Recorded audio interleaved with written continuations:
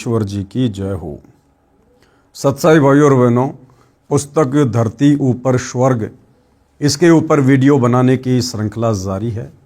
इसी श्रृंखला में आज हमारा ये दूसरे नंबर का वीडियो है। भाइयों और बहनों, ये पुस्तक धरती ऊपर स्वर्ग ये हमें अध्यात्म के साथ साथ सामाजिक जीवन में कैसे जीना है, कैसे रहना है, उसकी भी जानकारी देती है।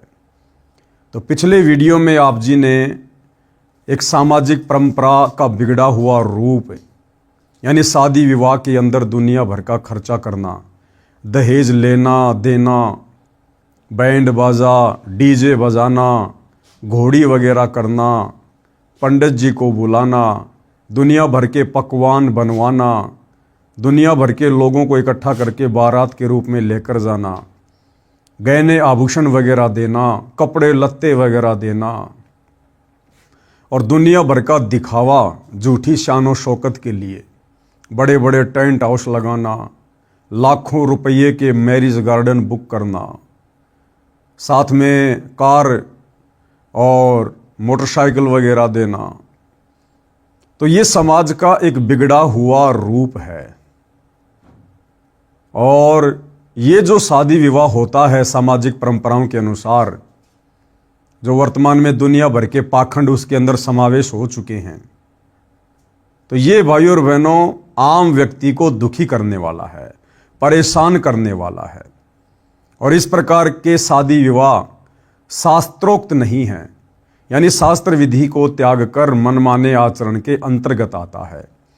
और इसी मनमाने आचरण को करने के चलते आज पूरा समाज दुखी है।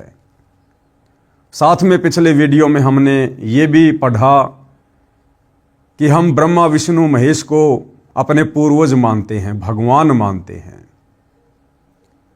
और जिस समय ब्रह्मा विष्णु महेश की शादी हुई, उनकी माता दुर्गा जी ने समुद्र मंथन के समय अपने तीनों पुत्रों की शादी की तो कितनी सिंपल तरीके से की। ना कोई भाती था, ना कोई बाराती था, ना कोई डीजे बजाने वाला था, ना किसी प्रकार का दिखावा था, ना कोई गहने आभूषण वगैरह की व्यवस्था थी, ना कोई खाने वाला था, ना कोई खिलाने वाला था। सिंपल तरीके से 3 लड़कियां दुर्गा ने अपनी ही वचन शक्ति से बनाई।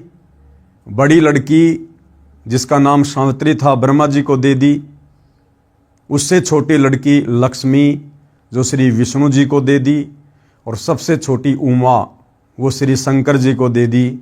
और कहा कि बेटा जाओ और अपना घर बसाओ। तीनों देवता अपनी माता जी की आज्ञा लेकर अपने अपने यथा स्थान पर आते हैं और खुशी खुशी अपनी अपनी पत्नियों के साथ में रहने लगते हैं।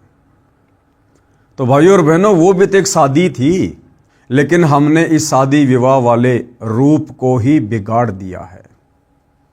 साथ में हमने ये भी पढ़ा कि सतगुरु रामपाल जी के भक्ति मार्ग में कैसे पुनः इस बिगड़े हुए शादी विवाह के रूप को संवारा जा रहा है, ठीक किया जा रहा है। और सतगुरु रामपाल जी के पंथ में उनके भक्तों के जो लड़का लड़की होते हैं, किस प्रकार से उनका शादी विवाह वाला संस्कार संपन्न किया जाता है। ना कोई दिखावा, ना कोई दहेज लेना ना देना। 1 रुपया बेटी अपने बाप के घर से नहीं लेकर जाती है। कोई गहने आभूषण नहीं, किसी भी प्रकार का सामान नहीं, और मात्र 17 मिनट में बिना किसी खर्चे के वो शादी विवाह संपन्न हो जाता है। आज के वीडियो में हम इसी विषय पर चर्चा करेंगे कि सतगुरु रामपाल जी परमेश्वर जी के सत भक्ति मार्ग में, उनके पंथ में जो ये शास्त्रोक्त विधि से शादी विवाह संपन्न हो रहा है, जिसको रमेनी कहते हैं, इसके फायदे क्या हैं और सामाजिक परंपराओं के अनुसार जो शादी विवाह किया जाता है उसके क्या नुकसान हैं। तो इस विषय पर आज हम चर्चा करेंगे। इस शास्त्रोक्त विवाह के लाभ। कौन सा शास्त्रोक्त विवाह? जो शास्त्रोक्त विवाह, शास्त्रों के अनुसार शादी विवाह सतगुरु रामपाल जी के पंथ में उनके भक्तों के यहाँ पर होती है उसके क्या लाभ हैं। बेटी अपने बाप भाइयों भाभियों पर बोझ नहीं बनती। सबसे बड़ा लाभ क्या है? वो बहन, वो बेटी जो सतगुरु रामपाल जी की अनुयायी है, उनकी शिष्या है, उनके पंथ से जुड़ी हुई है, वो अपने बाप पर, अपने भाइयों पर, अपनी भाभियों पर, यानी उस परिवार पर किसी भी प्रकार का बोझ नहीं बनती है।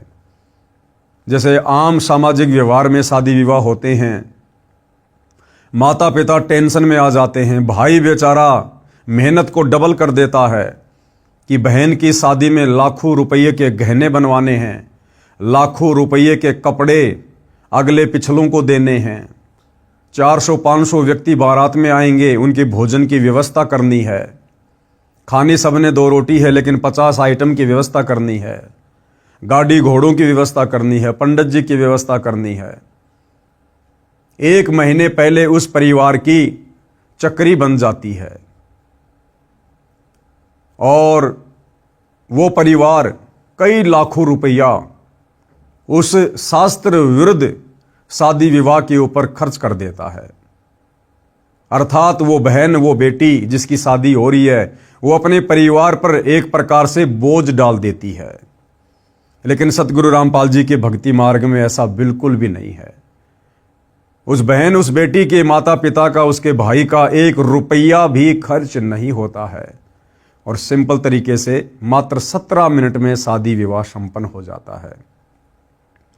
जिस जोड़े में जो कपड़े पहनकर उस बहन ने, उस बेटी ने मात्र 17 मिनट में अपनी रमेणी यानी शादी संपन्न की होती है, उसी कपड़े में वो अपने ससुराल चली जाती है, अगले भगत के घर चली जाती है और मुश्किल से अपनी 2-4 जोड़ी कपड़े की जो वो पहना करती थी वही साथ में लेकर जाती है। इसके अलावा ना कोई सिलाई मशीन, ना कोई बेड, ना कोई कूलर, ना कोई एसी, ना कोई गाड़ी, ना दुनिया भर के कपड़े, ना गहने, कुछ नहीं। और इस प्रकार से वो बहन, वो बेटी अपने परिवार के ऊपर बोझ नहीं बनती है। तो सबसे बड़ा फायदा सतगुरु रामपाल जी के भक्ति मार्ग में शास्त्रोक्त विवाह का ये है। और दूसरा, शास्त्र विधि त्याग कर मनमाने आचरण से किए जाने वाले विवाह की हानि, यानी सामाजिक परंपराओं के तहत जो शादी विवाह किया जाता है, जो बहुत ज़्यादा खर्चीला होता है, दुनिया भर का दिखावा होता है, दहेज लेना देना, उसकी क्या हानि है? तो सबसे बड़ी हानि वो बेटी, वो बहन अपने परिवार पर, अपने माता पिता पर एक प्रकार से बोझ बन जाती है। बोझ, बेटी माता पिता के लिए बोझ बन जाती है जो स्वयं गलत रीति रिवाजों से बनाई गई है। बेटी को गर्भ में ही मारने लग गए, ये गलत रीति रिवाजों की देन है। यानी बेटी को अपने ऊपर बोझ समझकर गर्भ में ही मारना शुरू कर दिया गया था। हालांकि वर्तमान में सरकार के प्रयासों से उसके ऊपर कुछ हद तक लगाम लगी है, लेकिन फिर भी चोरी छुपे इस काल के लोक में सारे काम होते हैं। तो बेटी को गर्भ में मरवा देना, इस गलत परंपरा शादी विवाह के तहत कि भैया बेटी बड़ी होगी, इसकी शादी के ऊपर बहुत लाखों रुपया खर्च करना पड़ेगा, तो कुछ निकम्मी आत्माएं जो माता पिता होते हैं वो इस प्रकार की सोच रखकर और बेटी को गर्भ में ही मरवा दिया करते हैं। तो ये जो बेटियों को गर्भ में मरवाना, ये भी इस गलत रीति रिवाज की देन है, इस खर्चीली शादी विवाह की देन है। विवाह में अनाप शनाप खर्च लोकलाज में करना पड़ता है। आध्यात्मिक ज्ञान की कमी के कारण भाई और बहनों इंसान लोकलाज में फंसी जाता है।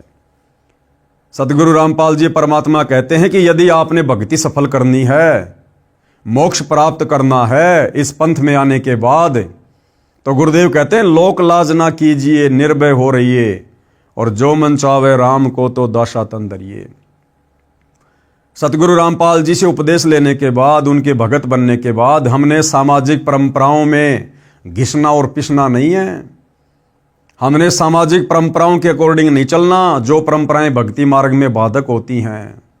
समाज फिर चाहे कुछ भी कहे, कुछ भी ताने मारे, कितना ही व्यंग कसे, कैसी कैसी बातें कहे, हमने समाज की ओर से पीठ फेर लेनी है। और हमने केवल उतना ही करना है जितना हमारे पूज्य गुरुदेव भगवान ने आप और हमें भक्ति मार्ग पर बता दिया है, जो नियम और मर्यादाएं बता दी गई है, तब हमारी भक्ति सफल होगी। यदि भक्ति मार्ग पर हम समाज को देखकर, समाज की परंपराओं से डरकर अगर चलेंगे तो भाई और बहनों हम कभी भी सफल नहीं हो पाएंगे। विवाह में अनाप शनाप खर्च लोकलाज में करना पड़ता है। जिनके पास माया है वे लोग समाज में बिगाड़ पैदा करते हैं। ये इस प्रकार की कुरीतियां, रीति रिवाज, गलत परंपराएं किन लोगों के द्वारा पैदा की गई है? जो लोग मायाधारी हैं। उस पैसे का दिखावा, अपनी झूठी शानो शौकत का दिखावा कि मैं कितना धनी आदमी हूं, मेरे पास कितना पैसा है, समाज में मेरा क्या रुतबा है, और जितना ज़्यादा पैसा मैं शादी विवाह पर, अन्य कार्यक्रमों पर खर्च करूंगा, दुनिया देखेगी, मेरी वाह वाही होगी। लोग कहेंगे वाह क्या दिल खोलकर पैसा खर्च किया है, बड़ा सेठ आदमी है, बड़ा दिलेर आदमी है।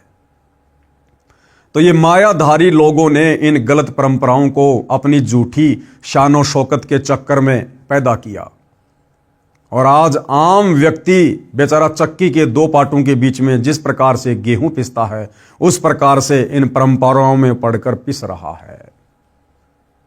शादी विवाह संपन्न करना, जमीन बेचेगा, उधार पैसा लेगा, कर्जे पर पैसा लेगा, फिर सारी जिंदगी किस्तें भरता रहेगा, ब्याज भरता रहेगा, केवल इन गलत परंपराओं के कारण।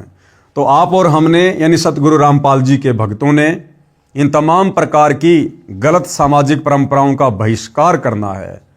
बहिष्कार करने का मतलब हमने कोई धरना प्रदर्शन नहीं करना। आप और हमने ये बात समझ में आने के बाद अपने बच्चों की शादी में 1 रुपया भी फालतू में वेस्टेज नहीं करना है।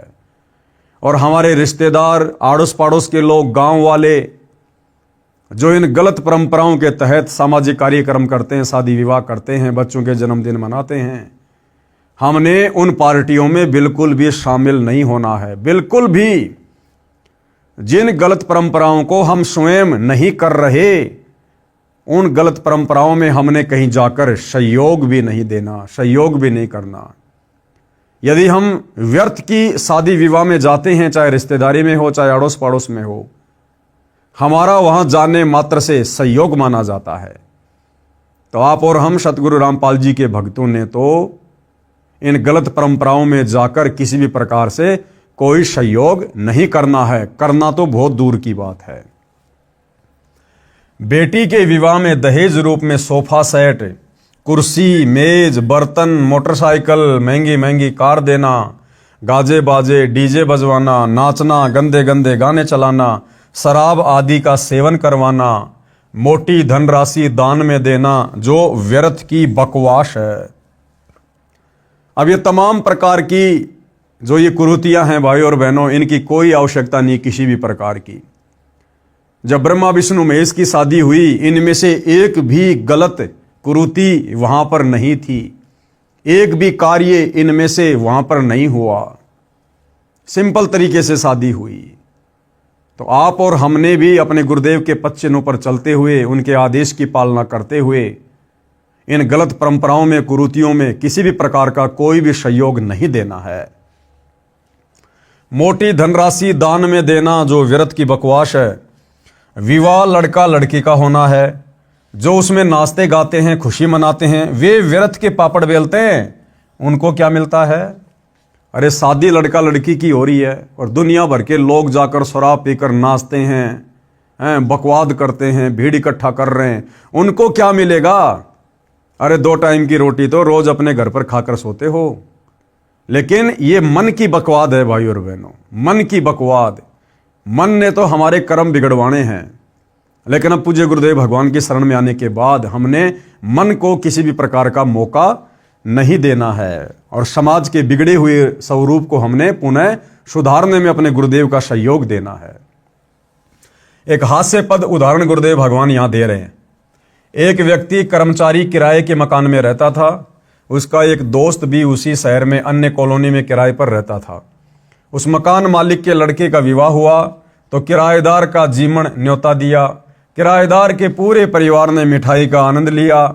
वह व्यक्ति अपने दोस्त के पास उसके मकान पर गया तो उसे पता चला कि इस दोस्त के मकान मालिक के लड़के का विवाह निकट ही है। उसने अपने दोस्त से कहा कि यार, तेरे मकान मालिक के लड़के का विवाह है। दोस्त पंजाबी भाषी था, बोला मैनू की? बोला मुझे क्या भाई, यानी विवाह मकान मालिक के लड़के का है, मेरे को क्या लेना देना, होता रहेगा। दोस्त बोला यार तू समझा नहीं, लड्डू मिलेंगे तेरे को, खाने को तेरा भी न्योता होगा। वह बोला तैनू की, यानी लड्डू मैं खाऊंगा, तू क्यों टेंशन लिए है।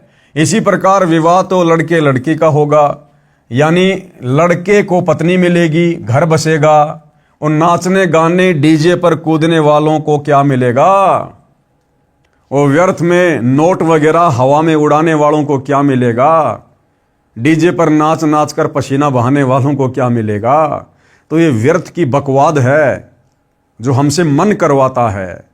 और भाइयों और बहनों, इस मन के ऊपर कंट्रोल, इन बकवादों के ऊपर कंट्रोल, जब तक हम सतगुरु रामपाल जी के सत्संग सुनना शुरू नहीं करेंगे और शास्त्र विधि के अनुसार हम सत भक्ति उनसे उपदेश लेकर शुरू नहीं करेंगे, तब तक इन तमाम प्रकार की बकवादों के ऊपर कंट्रोल नहीं हो सकता है। माया के मशकरों द्वारा समाज बिगाड़ दिया गया है। एक परंपरा पड़ चुकी है, कुर्सी, मेज, मोटरसाइकिल, अगली पिछलियों के कपड़े, बेटी को संतान होती है उसमें पीलिया रूपी दहेज, त्योहारों के समय सिंधारे, कोथड़ी, उल्टा सीधा सामान उठाए फिरते हैं। हमारे विवाह में ये कुछ भी नहीं होता। कौन से विवाह में? सतगुरु रामपाल जी के पंथ में, इस भक्ति मार्ग में सतगुरु रामपाल जी के भक्तों की जो बेटा या बेटियां होती हैं, उनके विवाह के समय ये इस प्रकार की बकवादें बिल्कुल भी नहीं होती हैं। एक भगत ने हमारे मिशन से जुड़ने से पहले एक लड़की का विवाह किया। उसने बताया कि हमारे पड़ोस में एक व्यक्ति ने बेटी का विवाह किया, उसमें सोफा सेट, बर्तन, मोटरसाइकिल, ढेर सारे कपड़े जो नुमाइश की तरह दिखाए गए थे, गाजे बाजे के साथ डीजे का धमाल मचाया गया। आसपास में चर्चा चली कि फलाना व्यक्ति ने सबसे ऊपर हाथ फेर दिया, यानी गांव में सबसे अधिक खर्च किया। मेरी लड़की भी जवान थी, मैं भी लड़का खोज रहा था। उस विवाह को देखने मेरी बेटी भी गई।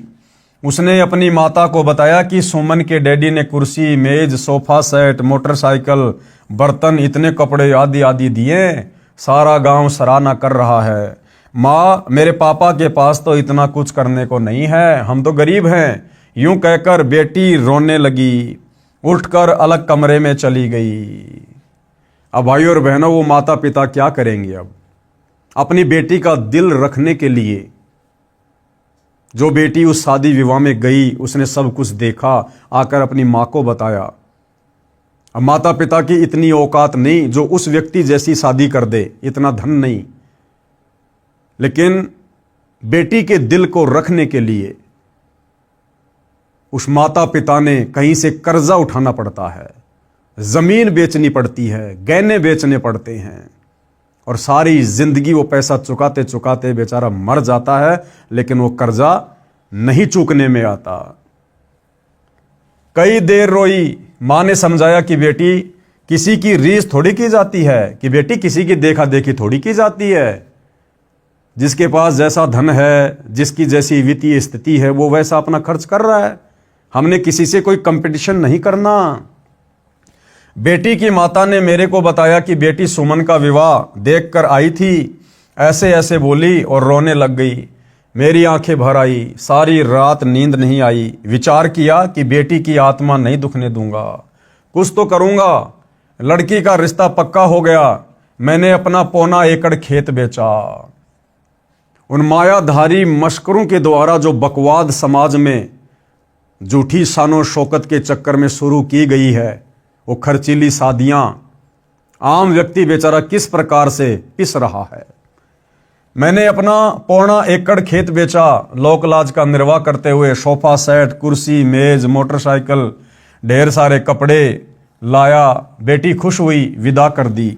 लड़का बहन को लेने गया तो बताया उस बेटी की 3 जेठानी थी, साझा परिवार था उनका। वे मेरी बेटी वाले सोफा कुर्सी सब एक कमरे में ऊपर नीचे भरे थे। कहीं ठीक से रखने का स्थान भी नहीं था, कबाड़ इकट्ठा कर रखा था।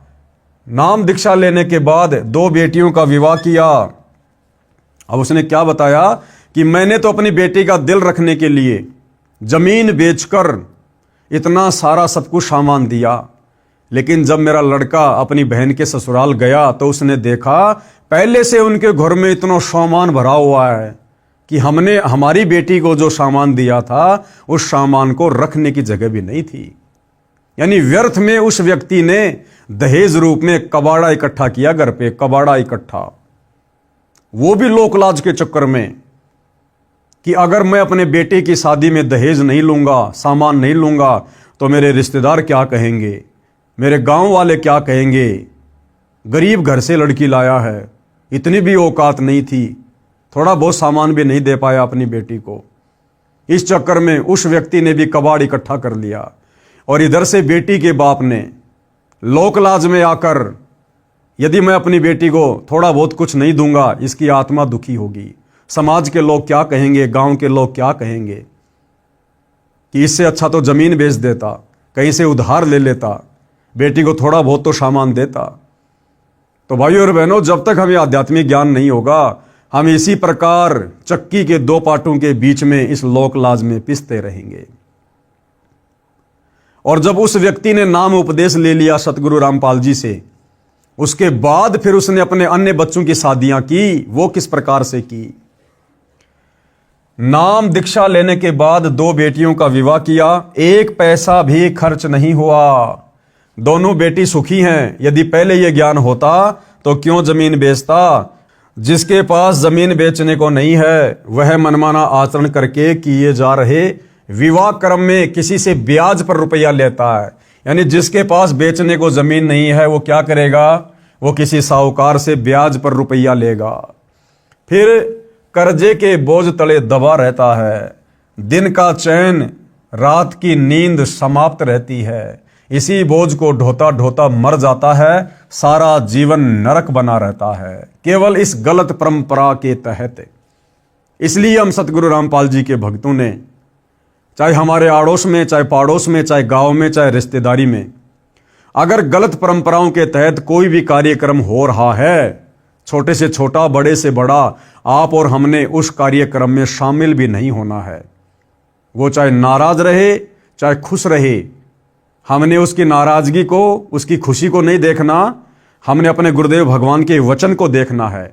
और जो बीड़ा इस बिगड़े हुए समाज को सुधारने का हमारे गुरुदेव ने उठाया है, हमने हर संभव उसमें सहयोग करना है। फिर आगे गुरुदेव क्या बता रहे हैं? एक सत्य वार्ता। एक आर्मी मैन से दास की ज्ञान चर्चा हुई जो हमारे भगत का रिश्तेदार था। उसके आग्रह से मेरे पास आया था। वह फौज से रिटायर होकर पुलिस में हवलदार लगा था, सरकारी नौकरी थी। जब ज्ञान चर्चा होती है तो हम विवाह पर भी चर्चा अवश्य करते हैं। भगत ने जो उसे लाया था बताया कि इस हवलदार जी ने अभी 1 महीना पहले बड़ी बेटी का विवाह किया है, 21 लाख रुपए लगाए हैं। उसके 3 बच्चे बताए, बड़ी लड़की जिसका विवाह अभी किया था, बीच में बेटा और छोटी बेटी। दास ने कहा कि जो कुछ फौज से लाए थे वह तो प्रथम विवाह में लगा दिया। जो 20 वर्ष की कमाई थी कि भैया फौज से रिटायरमेंट होकर आया, 18-20 लाख रुपए लाया, वो तो तूने अपनी बड़ी लड़की की शादी में खर्च कर दिए। फिर बाकी बच्चों की शादी वो कैसे की? वो भी तो उसी प्रकार से की होगी आपने, उससे आपने कम तो दहेज नहीं दिया होगा, तो उस दहेज के लिए पैसा कहां से लाए? अब आपकी 50 वर्ष के आसपास उम्र है, छोटी बेटी के लिए इतने रुपए कहां से लाओगे? वह हवलदार बोला कि फौज वालों से काम नहीं चला, कर्जा भी लेना पड़ा। मैंने उससे पूछा कि इतना खर्च करना ठीक नहीं, देखकर अपनी हैसियत के अनुसार खर्च करना चाहिए। वह बोला कि लड़का यानी दामाद बैंक में नौकरी करता है, बेटी भी अच्छी पढ़ी लिखी है, बेटी तो सदा सुखी रहेगी, हमारी तो देखी जाएगी। यानी हम तो गधे बने रहेंगे, कोई टेंशन नहीं, बस हमारे बेटा बेटी सुखी रहें। मैंने कहा कि बेटी के कर्म में सुख है तो मिलेगा, और दुख है तो पैसे से सुख नहीं खरीदा जा सकता। क्या कह रहे हैं गुरुदेव? अगर उस बेटी के भाग्य में सुख है तो उसे मिलेगा ही मिलेगा, चाहे बाप किसी भी प्रकार से शादी करे, किसी भी परिवार में शादी करे। और यदि बेटी के कर्म में दुख लिखा हुआ है तो बाप के द्वारा दिया गया पैसा, प्लाट, गाड़ी, अनाप शनाप धन, ये कुछ भी काम नहीं करेगा। जैसे उसके कर्म में, उसके भाग्य में लिखा, उसे वही मिलेगा। वो पैसा वो लड़का शराब में बिगाड़ देगा, कोई फालतू का धंधा शुरू करके उसमें बर्बाद कर देगा। यानी भाइयों और बहनों, आप और हमें आध्यात्मिक ज्ञान नहीं है, हम सत्संग से नहीं जुड़े। और अगर सत्संग से भी जुड़े हैं तो नकलियों के पास, जिसकी वजह से हम धन से सुख खरीदने की सोच बैठे हैं। हम धन देकर अपने बेटा बेटी का भाग्य बदलने की सोच बैठे हैं। ऐसा हरगिज नहीं होता है। तो ये हमारी नालायकी और कर्महीनता होती है। दास ने एक उदाहरण सुनाया। हवलदार कुछ बोलता, उससे पहले ही मैं शुरू हो गया। बताया कि मैं जेई जूनियर इंजीनियर की नौकरी सिंचाई विभाग में करता था। हमारा एक एमडी यानी आईएएस अधिकारी था, उसकी रिटायरमेंट निकट थी। उसने लड़की का विवाह किया। उसने सन 1988 में 3.5 लाख रुपए लगाए, जो वर्तमान के 1 करोड़ के समान थे। वह रिटायर हो गया। विवाह के 1 वर्ष बाद बेटी का तलाक हो गया। यानी जिस अधिकारी ने अपनी बेटी की शादी पर 1 करोड़ रुपए लगाए थे, कुछ दिनों बाद में उसकी बेटी का तलाक हो गया। वह अधिकारी टेंशन में रहने लगा। जो कमाया था लगा दिया, बेटी सुखी रहेगी ये सोचकर। न बेटी सुखी रही न स्वयं। भाई अगलों ने तलाक दे दिया तो बेटी भी दुखी, और अब वो अधिकारी भी टेंशन में आ गया कि जो पैसा मेरे पास में था, जो रिटायरमेंट के समय आया था, वो तो मैंने करोड़ों रुपया बेटी की शादी में लगा दिया। अब दोबारा बेटी की शादी कैसे करूंगा? अगर दोबारा शादी करूंगा तो पहले से कहीं ज्यादा खर्चा करना पड़ेगा। तो ये सोचकर वो भी टेंशन में, उसी चिंता में हार्ट अटैक यानी दिल का दौरा हो गया, मर गया साहब। हवलदार तैस में आकर बोला कि जो विवाह तुम करते हो उनका तलाक नहीं होता। हवलदार ने ये बातें सुनकर सतगुरु रामपाल जी से क्या कहा कि जो विवाह तुम करते हो ना 17 मिनट में अपने भक्तों के बच्चों का, तो क्या तुम्हारे बीच में कोई तलाक नहीं होता क्या? मैंने कहा बहुत कम होता है। यानी कुछ एक आत्माएं जो निकम्मी होती हैं, ज्ञान को अच्छे से समझ नहीं पाती हैं, केवल वही लोग इस प्रकार की घटिया हरकतें करते हैं। और अगर तलाक हो भी जाता है तो भगत ने तो 1 रुपया दिया नहीं, 1 रुपया लिया नहीं। और बेटी यदि भक्ति कर रही है तो उसको तो दोबारा से अपने घर की बहू बनाने के लिए, बेटी बनाने के लिए सैकड़ों भगत लाइन में खड़े होंगे, फ्री ऑफ कॉस्ट, उसकी भक्ति के बदौलत। क्योंकि भक्ति करने वालों का सतगुरु भाग्य लिख देता है। मैंने कहा कि बहुत कम होता है। यदि तलाक हो भी गया तो हमारा कौन सा 21 लाख लगा है? 10 दिन बाद बेटी का फिर विवाह कर देंगे, चवन्नी लगनी नहीं। ये सुनकर उसका अफराशा उतर गया। बोला ये बात तो सही है, मानने की है। मानना कहाँ था? झूठी लोक दिखावा परंपरा के बोझ के नीचे निकलना आसान नहीं है। हमारा ज्ञान सुनकर विचार करके बात समझ में आती है। यानी बिना सतगुरु रामपाल जी के सत्संग सुने और बिना उनसे उपदेश लेकर भक्ति शुरू किए ये बातें समझ में नहीं आनी है। काल का प्रेशर नहीं उतरता है। 3 महीने बाद वह भगत आया जो उस फौजी साहब को लाया था। उसने बताया कि वह रिश्तेदार हवलदार हार्ट अटैक से मर गया। सुबह मरा पाया। मैंने कहा यह तो स्पष्ट दिखाई दे रहा था। अब भाइयों और बहनों, देखो सतगुरु रामपाल जी स्वयं पूर्ण ब्रह्म परमात्मा हैं, और जो भी घटना या जो भी लीला, जो भी बातें सतगुरु किसी को बताते हैं, समझाते हैं, उसका एक रीजन होता है, सामान्य नहीं होता है। सतगुरु रामपाल जी को पता था कि ये हवलदार इसी प्रकार से टेंशन में आकर मरेगा, लेकिन पिछले जन्म की कोई अच्छी आत्मा थी परमात्मा की। परमात्मा एक बार मौका देता है, अपने भगत को प्रेरणा करके उस हवलदार को अपने पास में बुलाया, और यही सारी बातें शादी विवाह वाली, जिन शादी विवाह की बातों को लेकर आगे उस हवलदार ने हार्ट अटैक से मरना था, सतगुरु ने वही विषय शुरू किया कि काश ये आत्मा समझ जाए और फालतू में अपने बच्चों के शादी विवाह में अपनी पूरी जिंदगी की जो दौलत है, मेहनत से कमाया हुआ जो पैसा है वो ना लगाए और उपदेश लेकर सीधे साधे तरीके से बच्चों का विवाह संपन्न करे। इसको भक्ति भी मिलेगी और इसकी मौत भी टलेगी। लेकिन भाइयों और बहनों, 1% आत्माओं को छोड़कर 99% आत्माएं अपना भाग्य नहीं बदलवाती हैं और अंत में उस हवलदार के साथ वही हुआ। ठीक इसी प्रकार एक बार पूज्य गुरुदेव भगवान ने सत्संग में बताया कि मैं एक बार घर के पशुओं का जो खाना होता है, जो बिनोले होते हैं, खल होती है, वो लेने के लिए मार्केट में गया। 1-2 बोरी लेकर एक रिक्शा किया, रिक्शे में डाल दी और मैं रिक्शे वाले के साथ में उसी रिक्शा में बैठकर अपने घर को आने लगा। रास्ते में मैंने उसे समझाया कि भाई कल वहाँ सत्संग है, आप कल सत्संग में आना, थोड़ा बहुत समय परमात्मा की चर्चा के लिए भी निकालो। ये रोजी रोटी के लिए धंधा करते करते तो हमारे पूर्वज चले गए, क्या मिला उनको? सारी जिंदगी हम भी इसी प्रकार से लगे रहेंगे और एक दिन ऐसे समाप्त हो जाएंगे।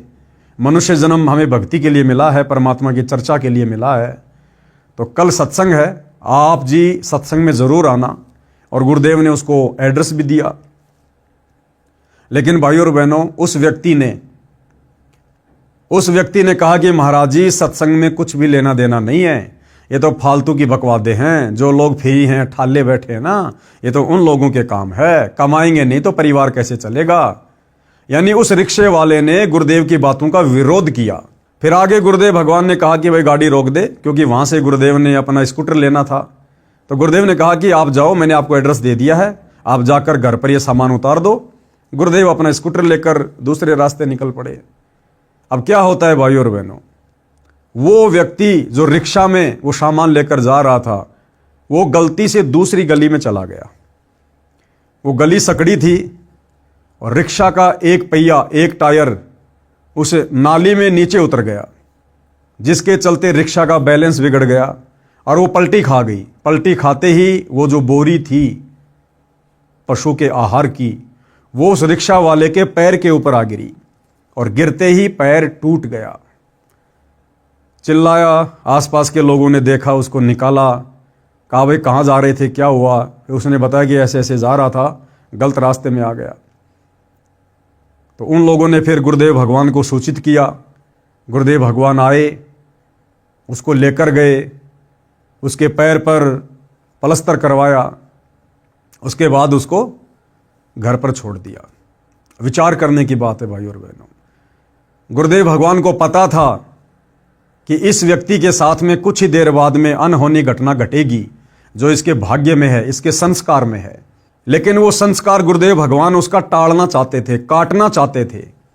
इसलिए गुरुदेव ने उसको सत्संग का जिक्र किया, लेकिन उस व्यक्ति ने उल्टा विरोध कर दिया, जिस कारण से भाइयों और बहनों उसका वो संस्कार नहीं टल पाया। तो भाइयों और बहनों, आध्यात्मिक ज्ञान के अभाव में, भक्ति के अभाव में, सच्चे सतगुरु की शरण के अभाव में, सत्संगों के अभाव में आप और हम दुनिया वाले इसी प्रकार से इन कर्मों के बोझ के नीचे दबे हुए हैं। ये कर्म संस्कार भोगते भोगते एक दिन हम दुनिया ही छोड़ के चले जाते हैं। इसलिए सत्संग मनुष्य जीवन में प्रथम होना चाहिए। ये मूल वस्तु है, क्योंकि हमें मनुष्य जन्म परमात्मा ने इसीलिए दिया है। ये अति दुर्लभ है, मानव जन्म दुर्लभ है, ये मिले न बारंबार। जैसे पेड़ से पत्ता टूट गिरे, बहुर न लगता डार। और मनुष्य जन्म पाए के जो नहीं रटे हरि नाम, यानी जो भक्ति नहीं करता, तो फिर जैसे कुआं जल बिना, फिर बनवाया क्या काम? आपने कुआं बनवा दिया, पानी उसमें है नहीं, क्या फायदा? इसी प्रकार इस मनुष्य जन्म को प्राप्त करके यदि हमने सत भक्ति, शास्त्र अनुकूल साधना, सच्चे सतगुरु से उपदेश लेकर नहीं की, तो हमारा जीवन व्यर्थ है। ये तो इसी प्रकार परमात्मा उस फौजी की उस दुर्गति को टालना चाहते थे, लेकिन वो अपनी दुर्गति नहीं टलवा पाया। सुबह मरा पाया, मैंने कहा यह तो स्पष्ट दिखाई दे रहा था।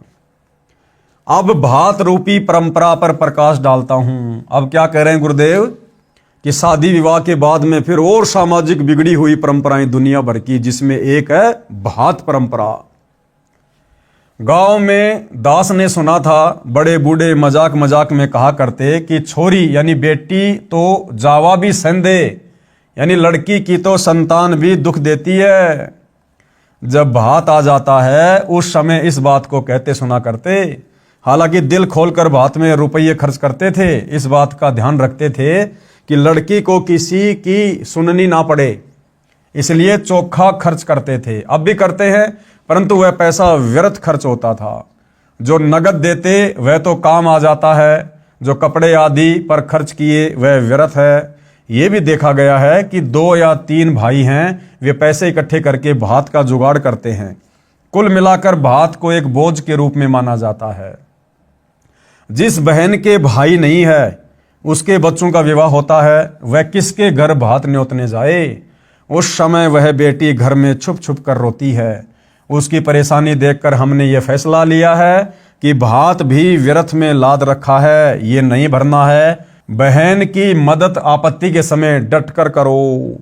क्या कह रहे हैं गुरुदेव भगवान कि शादी विवाह की तरह ये भात परंपरा भी व्यर्थ की सामाजिक कुरीति है, एक प्रकार का बाप पर भाइयों पर वजन है, बोझ है। और हम सतगुरु रामपाल जी के भक्तों ने इस भात परंपरा में भी किसी प्रकार का कोई सहयोग नहीं देना है, हमने भात वगैरह नहीं भरना है।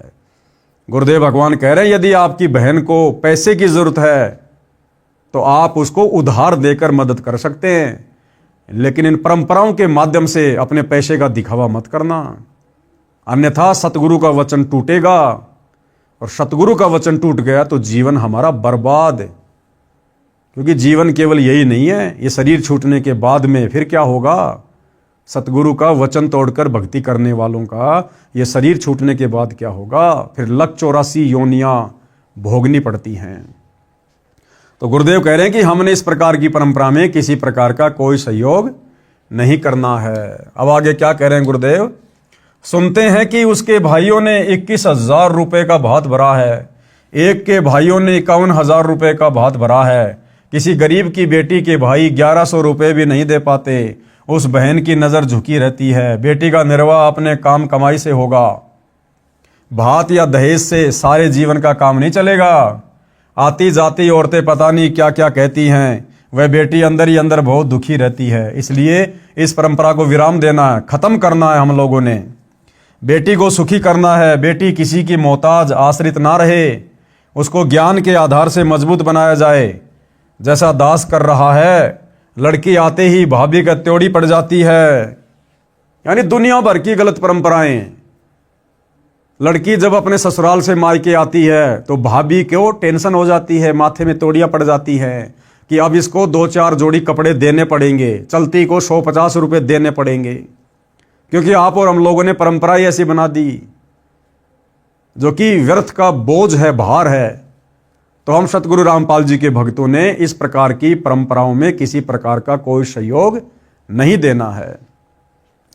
लड़की आते ही भाभी के त्योड़ी पड़ जाती है, मन मन में कहती है आ गया 5-10 हज़ार रुपये का खर्च, तीसरे दिन बैठी रहती है। ऐसी बातें करती दास ने कई औरतें सुनी है।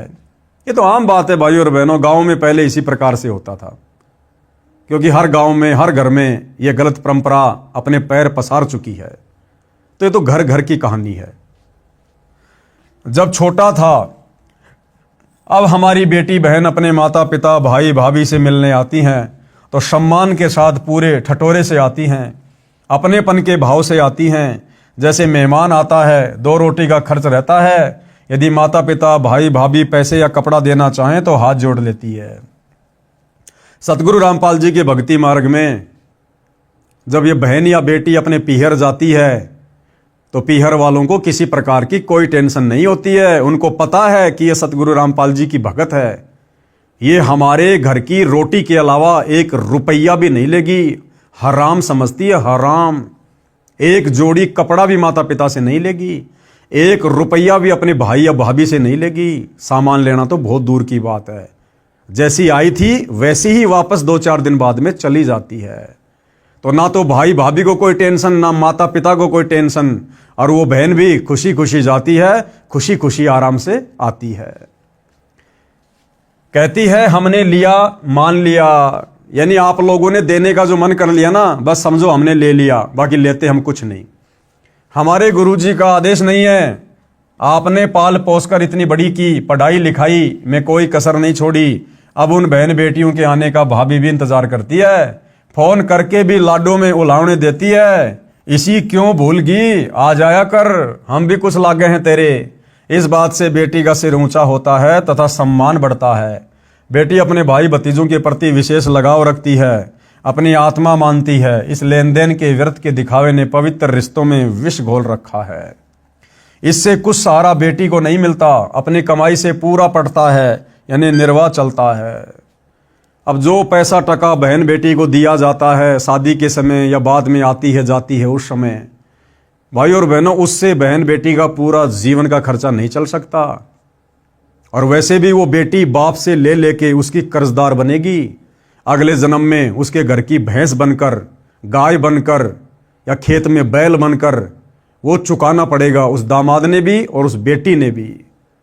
तो ऐसी व्यर्थ की परंपराओं में जिन भक्तों को ज्ञान होता है वो नहीं पढ़ते हैं।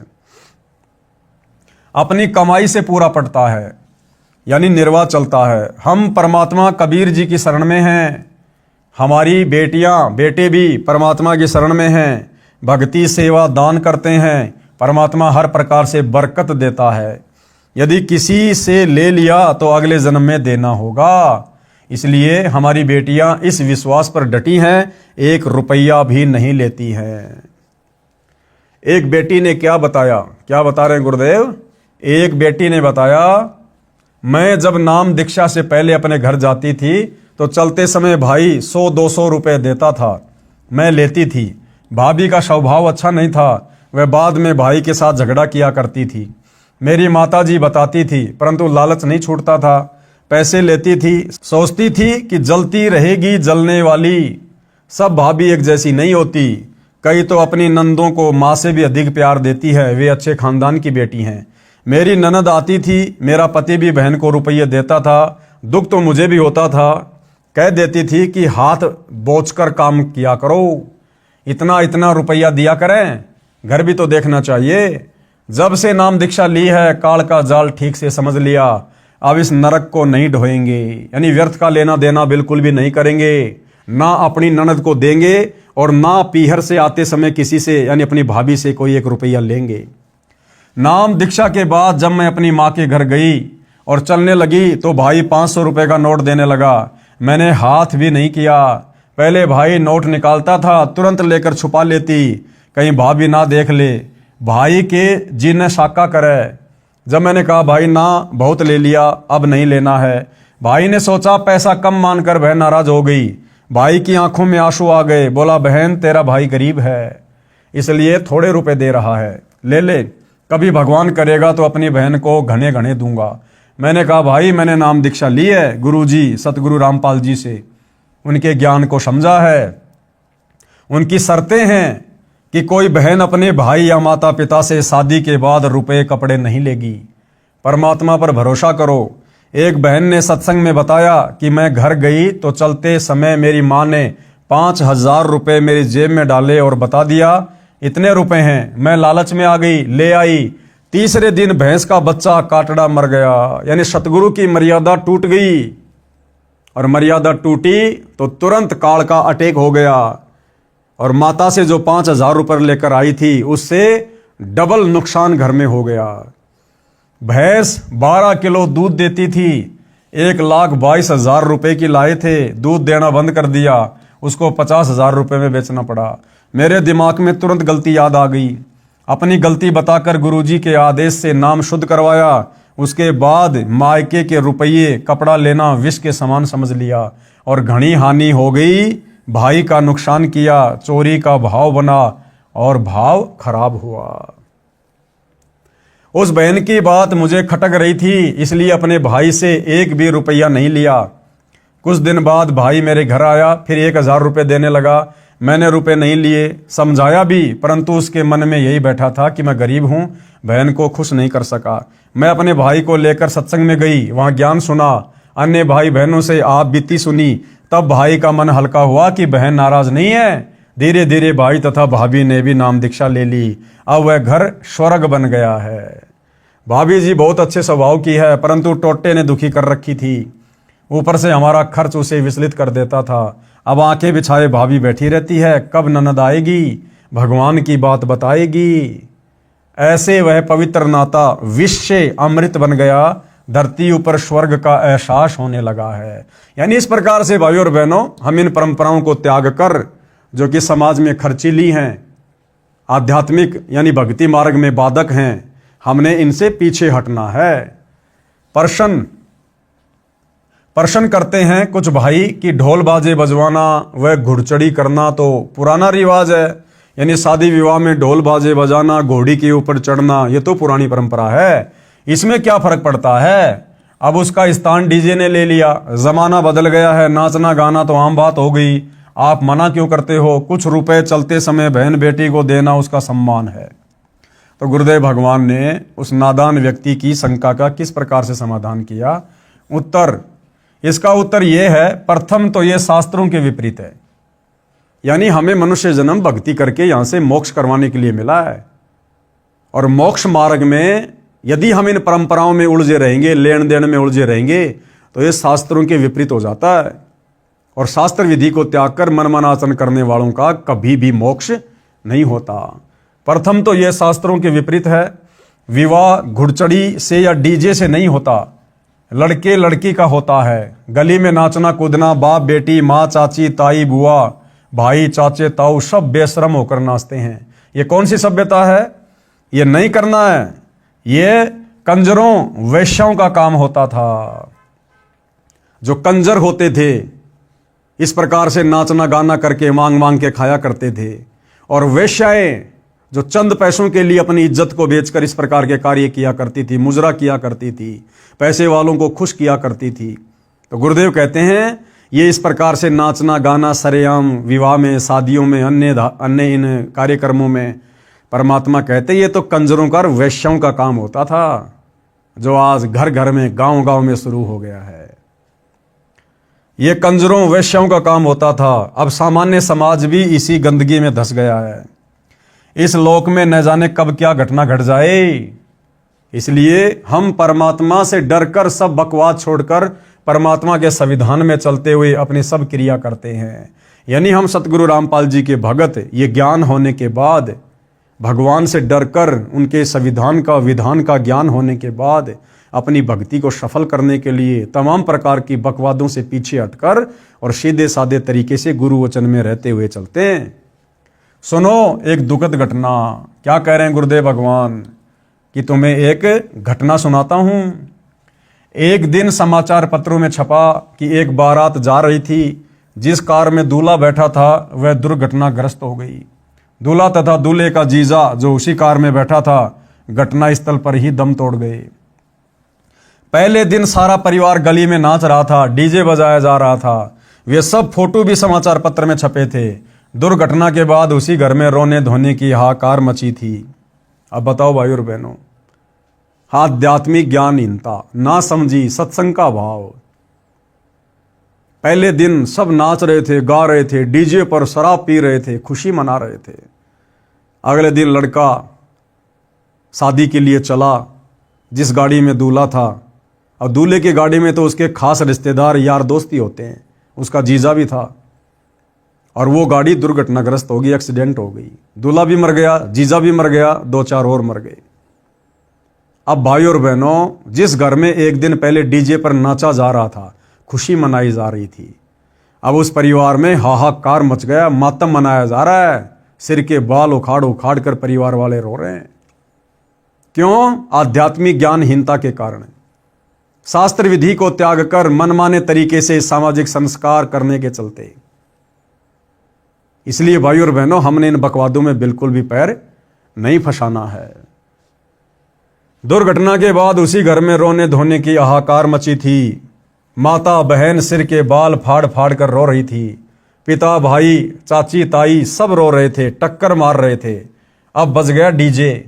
यदि परमात्मा से डरकर इंसान चले, राम को राम समझे तो बचाव होता है। इसलिए मैं अकर्तव्य कर्म करने की आज्ञा नहीं देता। क्या कह रहे हैं गुरुदेव?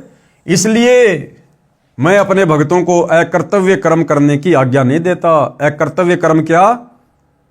जो कर्म भक्ति मार्ग में नहीं करने चाहिए। ये नाचना गाना, डीजे, घुड़चड़ी, बारात वगैरह, दुनिया भर का दिखावा, लेना देना, सतगुरु रामपाल जी अपने भक्तों को इस प्रकार व्यर्थ की परंपराओं में फंसने का, करने का आदेश बिल्कुल भी नहीं देते हैं और ना ही भगत ने करना चाहिए। इसलिए मैं अकर्तव्य कर्म करने की आज्ञा नहीं देता। बेशर्मी की हद हो चुकी है। बहन बेटी को चलते समय कुछ रुपए देना एक रिवाज है जो समाप्त करना है। बहन बेटी को चलते समय 1 रुपया नहीं देना हमने, वरना भार चढ़ेगा, हम मुक्त नहीं हो पाएंगे, ऋण संबंधों में जकड़े रहेंगे। चाहे 1 रुपया हो, चाहे लाख रुपया हो, काल हमें वहीं पर फांस देगा। इसलिए ना तो उपदेश प्राप्त बहन बेटी ने अपनी ननद को 1 रुपया देना है और ना मायके से आते समय अपने माता पिता भाई भाभी से 1 रुपया लेना है, अन्यथा सतगुरु की मर्यादा टूटेगी। और मर्यादा टूटी तो सतगुरु नाराज, और सतगुरु नाराज तो क्या फायदा फिर भक्ति करने का, यदि हमने भक्ति सफल करके मोक्ष ही नहीं करवाया तो। बहन बेटी को चलते समय कुछ रुपए देना एक रिवाज है जो समाप्त करना है। साथ में लड़का यदि अपने ससुराल जाता है तो जवारी के तौर पर सास ससुर या घर के अन्य सदस्य उसको पैसे देते हैं। तो यदि आप भगत हैं, अपने ससुराल जा रहे हैं, किसी का 1 रुपया आपने चलते समय जवारी के रूप में नहीं लेना है। बहन बेटी को भिखारी नहीं समझना है, उस बहन बेटी को बेटे के समान समझना है। धरती ऊपर स्वर्ग तभी बनेगा जब हम अपनी इंसानियत को पुनः संभालेंगे। अगला प्रश्न क्या है? क्या आप अंतरजातीय व अंतरधर्म विवाह के पक्ष में है? यानी सवालकर्ता सतगुरु रामपाल जी से कह रहा है, क्या आप अंतरजातीय विवाह और अंतरधर्म के माध्यम से जो शादी विवाह किया जाता है, क्या आप उसके पक्ष में हैं? यानी एक जाति वाला दूसरी जाति के लड़के या लड़के से विवाह कर सकता है, एक धर्म वाला दूसरे धर्म की लड़की या लड़के से विवाह कर सकता है। क्या आपके पंथ में इस प्रकार की आज्ञा है? तो गुरुदेव क्या कह रहे हैं? हमारे मिशन में जाति धर्म की कोई बाधा नहीं है। हम अंतरजातीय तथा अंतरधर्म के विवाह के पक्ष में हैं। यानी जाति और धर्म हम इंसानों के बनाए हुए हैं, परमात्मा के बनाए हुए नहीं हैं। परमात्मा ने तो सबको इंसान बनाया, स्त्री या पुरुष। ये जाति और धर्म तो हमारे धर्म गुरुओं ने ज्ञानहीनता में आकर बना दी। इसलिए सतगुरु रामपाल जी के भक्ति मार्ग में कोई धर्म की बाध्यता नहीं है, कोई जाति की बाध्यता नहीं है। लड़का लड़की संस्कारी होने चाहिए, एक दूसरे को पसंद होने चाहिए और आपस में शादी विवाह की सहमति होनी चाहिए। फिर जाति और धर्म का कोई लेना देना नहीं है। हम निम्न नियमों का पालन करते हैं। यानी सतगुरु रामपाल जी के पंथ में उपदेश लेने के बाद में क्या क्या नियम है, क्या क्या मर्यादा है जिनका हमने पालन करना होता है। विशेषकर शादी विवाह के समय, यानी बच्चों का शादी विवाह वाला संस्कार जोड़ते समय भगत भाई बहन किन किन बातों का विशेष तौर पर ध्यान रखते हैं? अपने गोत्र में और अपने गांव में व आसपास के गांव गवांडों में माता पिता के गोत्र में विवाह के पक्ष में नहीं है। यानी भगत अपने ही गोत्र में विवाह नहीं कर सकते। अपने ही गांव की लड़की के साथ में, वो किसी भी जाति की हो, किसी भी धर्म की हो, शादी नहीं करनी है। क्यों? क्योंकि इससे फिर आपसी झगड़े बढ़ जाते हैं। गांव की गांव में भक्तों ने शादी विवाह बिल्कुल भी नहीं करना है और अपने ही गोत्र में बिल्कुल भी विवाह नहीं करना है। ये सख्त निषेध है। मुसलमान अपने नियम अनुसार कर सकते हैं, लेकिन जो व्यक्ति मुसलमान धर्म को फॉलो करते हैं और सतगुरु रामपाल जी के भगत हैं, यहां लिखा जा रहा है कि वो कर सकते हैं। लेकिन भाई और बहनों, देखो नियम तो सबके लिए है। अब मुसलमान ने यदि सतगुरु रामपाल जी से उपदेश ले लिया है तो अब उसका समाज मुसलमान समाज नहीं है। अब वो मुसलमान नहीं रहा, उसका धर्म मुसलमान नहीं है। सतगुरु रामपाल जी का नारा है, जीव हमारी जाति है, मानव धर्म हमारा, हिंदू मुस्लिम सिख ईसाई धर्म नहीं कोई न्यारा। अब उस मुसलमान भगत ने भी अपनी परंपराओं को, उन क्रियाओं को जो सदियों से चली आ रही है, उसको चेंज करना है। और गुरुदेव भगवान के जो नियम हैं संगत के ऊपर, उन्हीं नियमों में रहकर हमने बच्चों के शादी विवाह वाले संस्कार को पूरा करना है। लेकिन यहां पर परमात्मा जो ये थोड़ी बहुत जो ढील दे रहे हैं, ये उन भक्तों के लिए है जो अभी अच्छे से इस ज्ञान को नहीं समझ पा रहे, जो समाज की परंपराओं में बुरी तरह से फंसे हुए हैं, अचानक से निकल नहीं पा रहे। ये उनके लिए हल्का सा यहां पर ये गैप है। लेकिन भाई और बहनों, फिर भी हमने कोशिश करनी है, चाहे हिंदू हो, चाहे मुसलमान, चाहे जैनी, चाहे सिख, चाहे ईसाई, जिसने सतगुरु रामपाल जी से उपदेश ले लिया, फिर अपने गोत्र में और अपने गांव में और आसपास के गांव में हमने अपने बच्चों का संस्कार नहीं करना है, अपने बच्चों के रिश्ते नहीं करने हैं। फिर हमें विश्वास होना चाहिए अपने गुरुदेव भगवान पर। इस प्रकार से फिर हमने डरना नहीं चाहिए लोकलाज में आकर कि मेरे बच्चों की ऐसे तो शादी नहीं हो पाएगी। अरे गुरुदेव कहते हैं, अगर उन बच्चों के संस्कार में शादी विवाह है तो रोक कौन देगा? और यदि नहीं है तो तुम्हारा सतगुरु इतना समर्थ है, अपनी लेखनी से तुम्हारे बच्चों के शादी विवाह के हर प्रकार के नए लेख लिख देगा, नए संस्कार लिख देगा। इसलिए शादी विवाह के समय जो जो बातें ध्यान रखने योग्य हैं, जो गुरुदेव के आदेश हैं, वो चाहे हिंदू हो, चाहे मुसलमान हो, चाहे सिख हो, चाहे ईसाई हो, किसी भी धर्म से जुड़ा हुआ भगत हो, उन्होंने गुरुदेव के प्रत्येक नियम का सख्ताई से पालन करना चाहिए। यदि अंतरधर्म विवाह मुसलमान हिंदुओं में करते हैं तो उसके लिए गोत्र को छोड़कर अन्य उपरोक्त सब नियम लागू रहेंगे। यदि हिंदू भी किसी मुसलमान लड़की से विवाह करेगा, उसके लिए भी गोत्र को छोड़कर अन्य उपरोक्त नियम लागू होंगे। इसी प्रकार सिख, ईसाई या अन्य के लिए नियम रहेंगे, यानी गांव गवांड पड़ोसी गांव में विवाह नहीं कर सकते। यानी हिंदू भगत अगर मुसलमान भगत के घर पर शादी करना चाहता है तो गोत्र की तो कोई आंट है नहीं उनमें, लेकिन उसी गांव में और आसपास के गांव में आपस में उन हिंदू मुसलमान भक्तों ने भी अपने बच्चों की शादी वादी नहीं करनी है। आगे गुरुदेव भगवान किसी के प्रश्न का जवाब दे रहे हैं। प्रश्न, क्या आप प्रेम विवाह लव मैरिज के पक्ष में हैं? तो गुरुदेव क्या कह रहे हैं? हाँ, परंतु निम्न शर्तों के साथ में, कि हम लव मैरिज के पक्ष में हैं, लेकिन उसकी भी कुछ मर्यादा है, कुछ नियम हैं। उपरोक्त प्रतिबंधित बिंदुओं को ध्यान में रखकर माता पिता की सहमति के साथ प्रेम विवाह कर सकते हैं। मान लीजिए लड़का लड़की आपस में अपनी बातचीत शुरू कर देते हैं शादी विवाह की, तो गुरुदेव भगवान कह रहे हैं कि उन दोनों ने अपने अपने माता पिता को सूचित करना पड़ेगा। और यदि उनके माता पिता उस शादी विवाह के पक्ष में हैं, समर्थन में हैं, तो फिर लव मैरिज करने में किसी प्रकार की कोई दिक्कत नहीं है। लेकिन भाई और बहनों, सतगुरु रामपाल जी से उपदेश लेने के बाद जो भाई बहन अनमैरिड हैं, उन्होंने इस प्रकार की गलती नहीं करनी चाहिए। ये लव मैरिज अपनी तरफ से रिश्ते बनाना, ये नहीं करना चाहिए, इससे बचना चाहिए। जो हमारे संस्कार में परमात्मा ने लिखा हुआ है, वो यदि हमारे माता पिता के माध्यम से, हमारे भगत भाई बहनों के माध्यम से यदि संस्कार पूरा होता है तो वो सबके हित में होता है।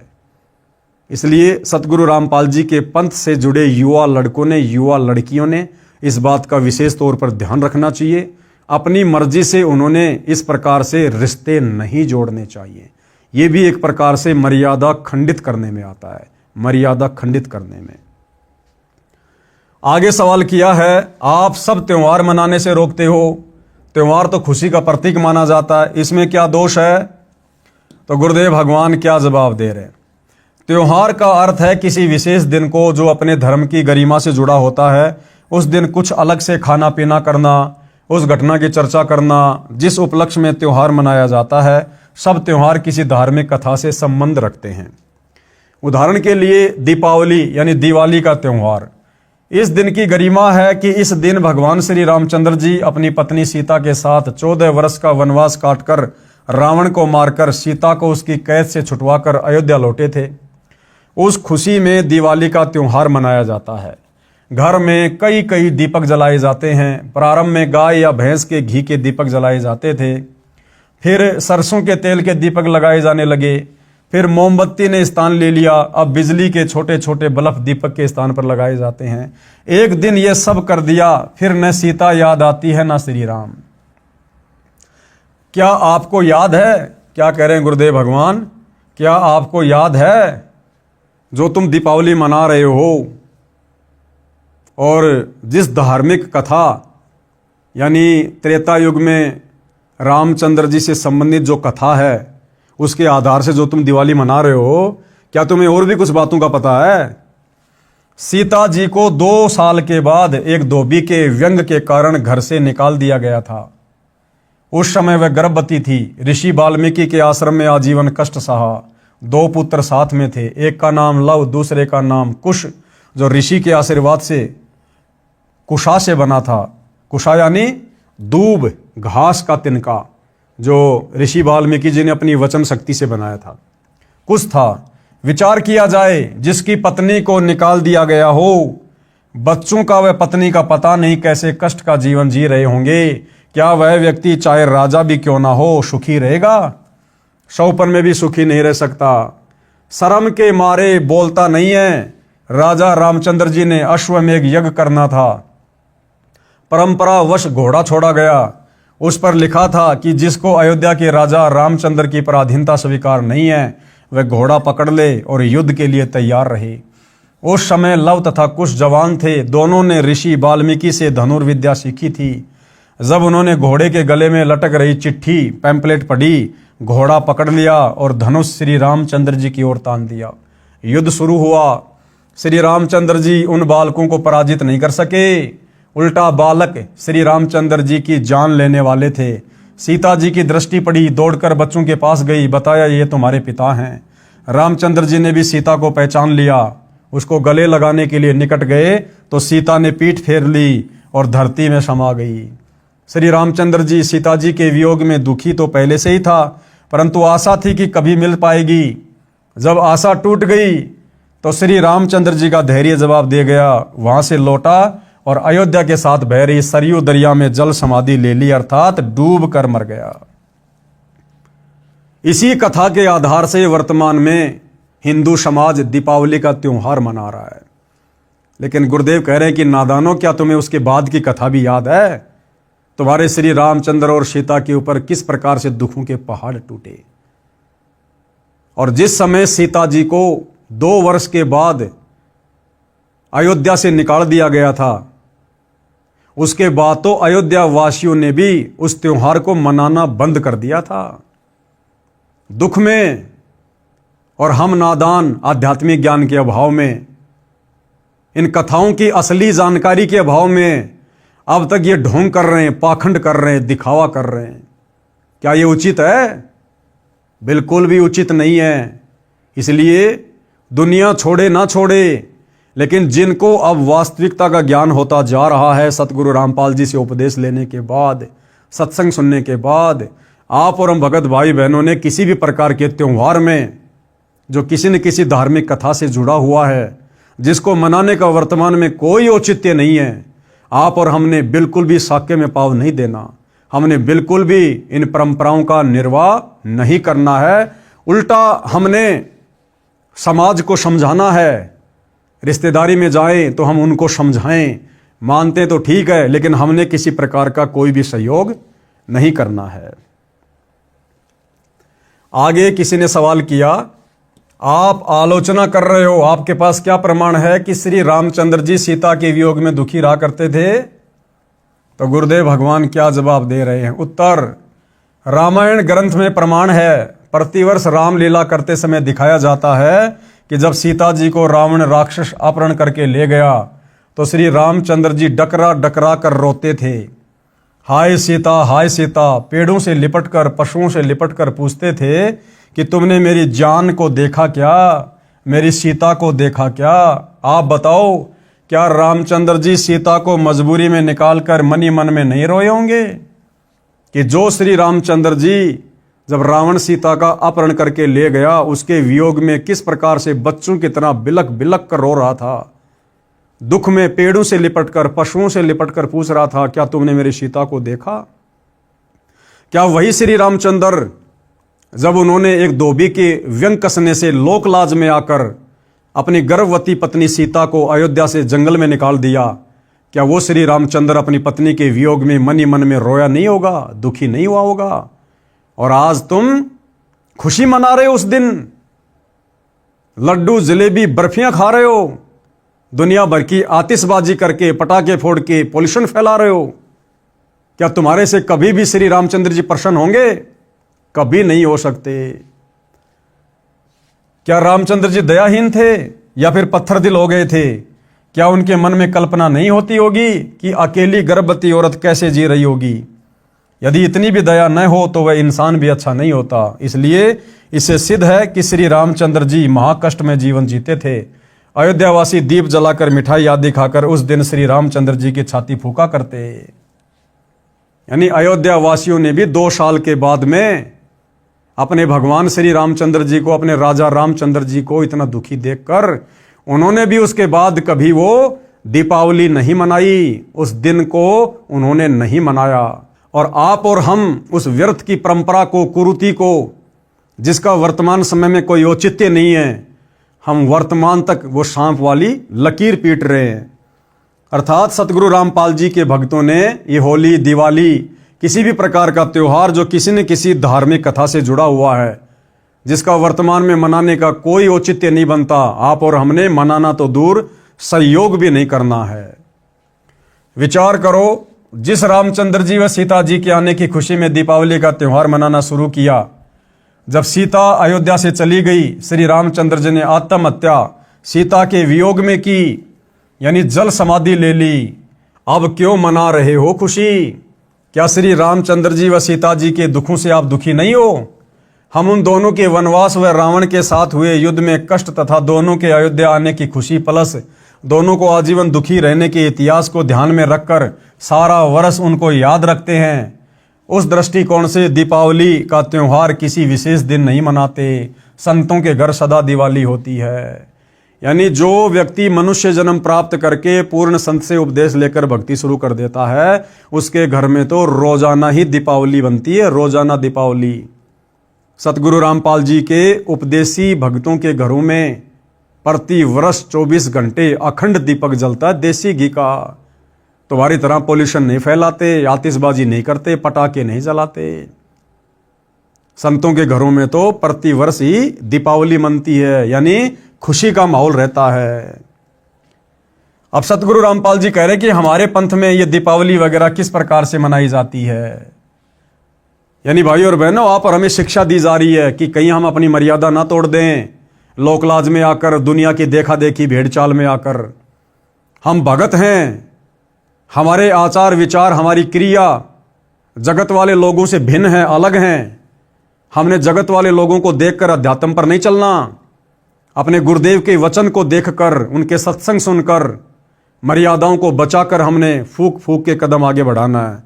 तो सतगुरु रामपाल जी के पंथ में उनके भगत किस प्रकार से दीपावली वाले दिन अपनी क्रिया करते हैं।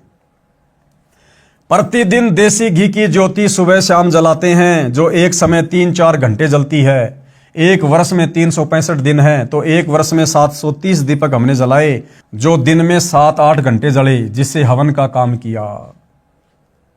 और जिन भक्तों को यह ज्ञान गहराई से समझ में आ जाता है कि जितना हवन करोगे, जितना घी जलाओगे, उतना ही तुम्हें फायदा है, तो 24 घंटे अखंड दीपक सतगुरु रामपाल जी के पंथ में उनके भक्तों के घरों में जलता है, हवन यज्ञ होता है।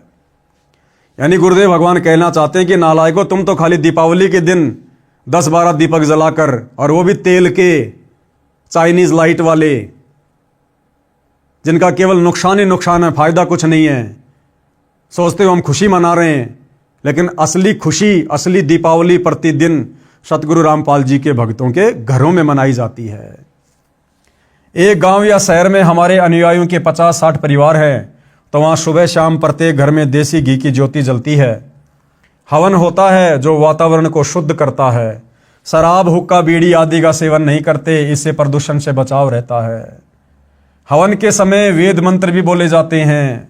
हम सूक्ष्म वेद के मंत्र यानी वाणी सुबह शाम नित्य नियम संध्या आरती के रूप में पढ़ते हैं, बोलते हैं, फोन में चलाकर सुनते हैं। यदि हलवा या खीर खाने की इच्छा होती है तो किसी भी दिन बनाकर खा लेते हैं। हमारे लिए खुशी मनाने का स्पेशल दिन कोई त्यौहार नहीं होता है। संतों का तो हर दिन त्यौहार होता है। यदि हमने हलवा खीर आदि बनाकर खानी है, किसी भी दिन बनाकर खा सकते हैं अपने गुरुदेव भगवान को भोग लगाकर। और अब तो सतगुरु रामपाल जी की वास्तविक परमात्मा वाली स्थिति भक्तों को समझ में आने के बाद साध संगति से जुड़े हुए उनके सत्सेवक बच्चे प्रतिदिन सुबह और शाम 2 समय भंडारे के साथ में हलवा बनाकर अपने गुरुदेव भगवान को विधि विधान अनुसार भोग लगाते हैं। और रोजाना हमारे घरों में दिवाली मनती है। और रोजाना हम एक दिन की नकली दिवाली नहीं बनाते। जगत के लोग उस दिन या अन्य होली आदि के त्योहार पर बम फोड़ते हैं, पटाखे छोड़ते हैं, प्रदूषण फैलता है। कई बच्चों की आंखें खराब हो जाती है, कईयों के हाथ खराब हो जाते हैं, कई स्थानों पर आग लग जाती है। ये सब हम नहीं करते। यानी आप और हमारे लिए गुरुदेव का आदेश है कि हमने इस प्रकार की बकवाद बिल्कुल भी नहीं करनी। ये सब हम नहीं करते। सख्त हिदायत है। हम राम को दिन रात याद करते हैं। किस राम को? आदि राम को, त्रेता युग वाले राम को नहीं। कहते राम राम सब जगत बखाने, आदि राम कोई बिरला जाने। श्री रामचंद्र जी को तो पूरी दुनिया राम कहती है, लेकिन उनके तो शरीर का नाम राम था। हम तो आदि राम, जिसने रामचंद्र जी को भी पैदा किया, उस आदि राम कबीर भगवान का सतनाम जपते हैं, उनका सच्चा नाम जपते हैं। उसको कहते हैं असली राम का नाम। हम राम को दिन रात याद करते हैं। एक दिन की तो बात छोड़ो, होली धुलंडी के ऊपर जो उद्मस उतारा जाता है उसका उस त्योहार से क्या लेना देना है? टोटल बकवाद काल के द्वारा करवाई जा रही है। अब होली का त्योहार ये क्यों मनाया जाता है? 99% हिंदू समाज को नहीं पता कि होली क्या है, होली का त्योहार क्यों मनाया जाता है, मनाया जाना चाहिए या नहीं। भगत प्रहलाद की रक्षा परमात्मा ने की। नरसिंह रूप धारण करके कबीर परमात्मा ने त्रेता युग में भगत प्रहलाद की रक्षा की। भगत प्रहलाद के पिता हिरण्यकशिपु ने चिता की तरह लकड़ियों का ऊंचा ढेर लगवाकर प्रहलाद भगत को जिंदा जलाने की योजना बनाई। होलिका नामक पापिनी, जो प्रहलाद भगत की सगी बुआ थी, हिरण्यकशिपु के आदेश से अपने ऊपर अग्निरोधक चद्दर ओढ़कर, अग्निरोधक चद्दर जो उसको श्री ब्रह्मा जी से प्राप्त हुई थी वरदान के तहत, उस अग्निरोधक चद्दर ओढ़कर भतीजे प्रहलाद को विश्वास में लेकर कहा कि देख बेटा, मैं भी तो आग में बैठी हूं, कुछ नहीं होगा। गोडों में भगत प्रहलाद को बिठा लिया और अग्नि जला दी गई। परमात्मा ने आंधी चला दी। वह अग्नि रक्षक चद्दर होलिका से उतरकर प्रहलाद भगत पर उड़ा दी। आग भड़क उठी, होलिका जल मरी। प्रहलाद सुरक्षित परमात्मा ने रखा। इस खुशी का प्रतीक है होली का त्योहार। और आम सांसारिक लोग क्या करते हैं? इस कथा का ज्ञान ना होने के कारण आम सांसारिक लोग होली के दिन क्या करते हैं? जगत क्या करता है? इस दिन लट्ठम लट्ठा, दारू पीकर लड़ाई झगड़े, एक दूसरे में रंग वगैरह फेंकना, कीचड़ वगैरह फेंकना, अभद्र हरकतें करना। औरतें कोड़े पुरुषों को मारती है, पुरुष हट जा करके बचाव करते रहते हैं। इधर से उधर पोड़ पाटे दौड़ते रहते हैं, एक दूसरे पर रंग डालते हैं, कीमती कपड़ों का नाश कर देते हैं। इसका परमात्मा से क्या लेना देना? क्या भगत प्रहलाद ने इस प्रकार की बकवाद कभी की जो आप लोगों ने उस भगत के नाम की आड़ में वर्तमान में शुरू कर रखी है? जिसने भगत की रक्षा की, कुछ कहते हैं कि हम रंग नहीं डालते, गुलाल का प्रयोग करते हैं। तो गुरुदेव कह रहे हैं विचार करो, बंदर सा मुंह बनाकर एक दूसरे को परेशान करते हो, क्या गुलाल लगाने को आप परमात्मा की आरती मानते हो? दिवाली का त्योहार त्रेता युग के अंत में हुई रावण वध व सीता समेत अयोध्या रामचंद्र की वापसी के बाद मनाया जाने लगा। उससे पहले क्या त्योहार मनाते थे? केवल धार्मिक यज्ञ का अनुष्ठान करते थे। दूसरी बात, श्री रामचंद्र जी के अयोध्या से रावण को मारकर सीता को लाने के बाद जो ये दीपावली वाली परंपरा चली है, क्या उससे पहले के व्यक्ति, त्रेता युग पूरा बीत गया था, सतयुग के व्यक्ति क्या कभी इस प्रकार का त्योहार मनाया करते थे? वे केवल वैदिक विधि अनुसार शत भक्ति किया करते थे, हवन किया करते थे, इस प्रकार की बकवादें नहीं किया करते थे। अतः वर्तमान में भी इस प्रकार की बकवादों का कोई औचित्य नहीं है। ये बकवादें हम तब तक कर रहे जब तक हम सच्चे सतगुरु रामपाल जी की शरण में नहीं हैं। जब तक हमें उनके प्रवचन सुनने को नहीं मिलेंगे, सत्संग सुनने को नहीं मिलेंगे, तब तक ही हम इस प्रकार की बकवादें कर रहे हैं। हम सतगुरु रामपाल जी के भगत इस प्रकार के किसी भी पाखंड में, आडंबर में अपना समय और पैसा बर्बाद नहीं करते हैं, क्योंकि हमें उनके सत्संगों से सब कुछ समझ में आ गया है। होली का त्योहार सतयुग के अंत में प्रहलाद भगत की रक्षा परमात्मा द्वारा नरसिंह रूप में की जाने के बाद प्रारंभ हुई। उस समय सतयुग लगभग 16 लाख वर्ष बीत चुका था। उससे पहले तो यह त्योहार नहीं मनाया जाता था, केवल धार्मिक यज्ञ शास्त्रों के अनुसार किए जाते थे, जैसे हम करते हैं। हमारा उद्देश्य है कि सारा जहान शास्त्रोक्त विधि से सामाजिक व धार्मिक कर्म करे, ताकि कलयुग में सतयुग जैसा माहौल बने और सब सुखी रहें। कहने का मतलब है जितने भी त्योहार हैं, व्यर्थ की सामाजिक परंपराएं हैं, ये सिवाय बकवाद के कुछ भी नहीं हैं।